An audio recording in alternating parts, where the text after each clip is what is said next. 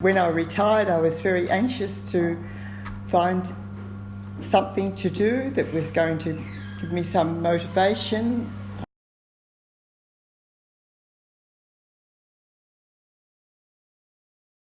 Enhance some of the skills that I've learnt over the years, which I really basically learnt from the time I joined the YCW when I was 17.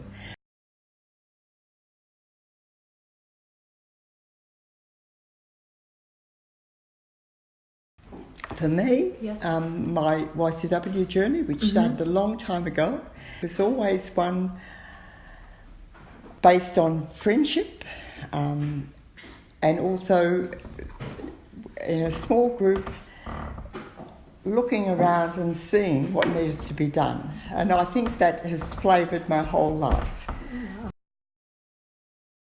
One of the main things I learned was to look around and to care for others and to see, where there were gaps where you could see something. It might have been that there was a problem, or it might have been that everything was okay, but then you just work around those and act on those. So that method of see, judge and act, which is something which the YCW does, I think that becomes embedded in you.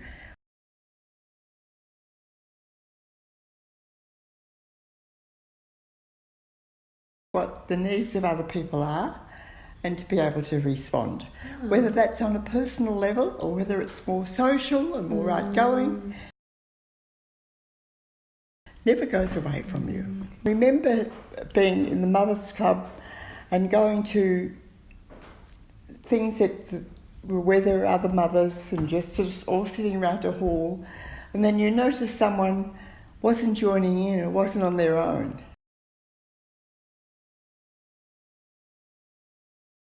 That person shouldn't be alone. That person should be involved. So that's one little example.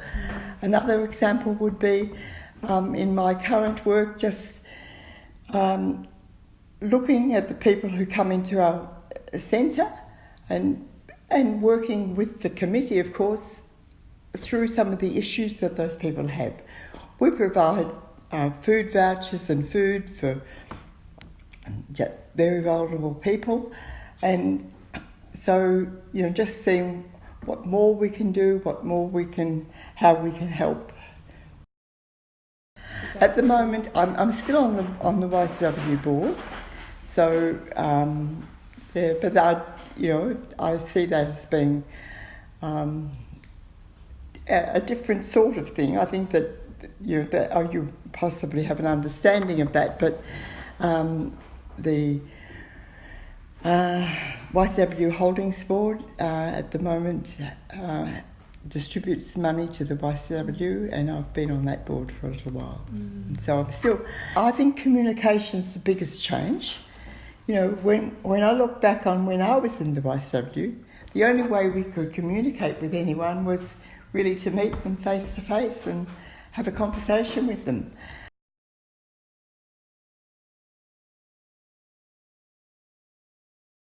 Whereas now, with mobile phones and all the communication, people, come to the train station and say, "Oh, I'm here, where are you?" So I think that the idea of organising people or having a sense of commitment is very different because of the system in which we now live. People are not as rigid about making plans, making times to be places. To me, it seems that life's much more flexible. Or that's what I see when I look at my younger generation anyway. Today's young people, how do you think we can try and understand YCW? I think by coming together as often as you can and by talking about your own lives and sort of that basic reflection of what you're doing, what's important, what's not important. Just you start with the reality of your own. See how we can strengthen that group. What things we have in common. What are the things that are worrying us? But that I think, I don't know, you might be much better at communicating online than me, but, you know, to me, I can't see beyond that face-to-face thing. I think that's, I know that's really hard to organise, but I think that's really important that you get that feedback from one another if you can. How about trying to understand YCW from like a Catholic or a religious perspective? Yeah, well, I see you've got these books here. They're created by Hugh O'Sullivan and Cardine, and I think, you know, that hasn't changed in all the years. That's still the basic messages.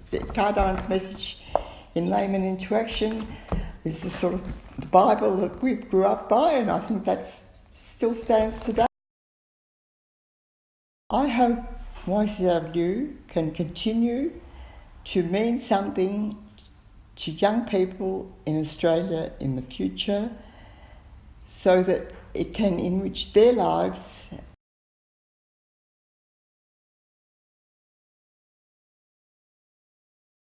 they can go on to have lives which are meaningful to them and to other people.